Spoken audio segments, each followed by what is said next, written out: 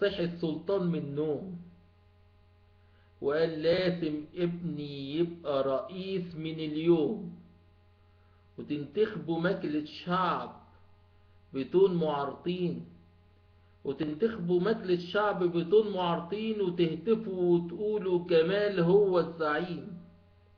عايزك يا قصير يا ايد الهون تاخد من ايد الميكروفون وتصرخ وتقول جاب كون ريسنا جمال ابن فرعون.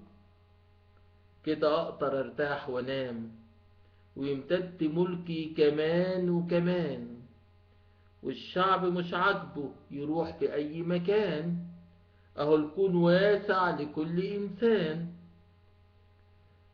وإن كان حوالينا حبة فساتين مش مهم، المهم أنا وسطيهم مين.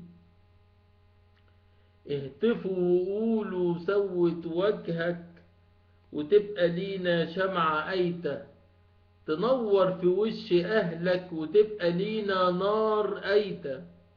عايزين تنتخبوا واحد مسكين بيحب مصر والمصريين ويخطط لمستقبلكم بالسنين، وترجعوا تاني الدين، ويخطط لمستقبلكم بالسنين وترجعوا تاني الدين.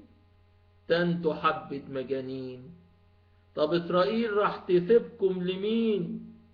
طب رحلخ الدين، وإن مسكتوش رحلخ التعليم.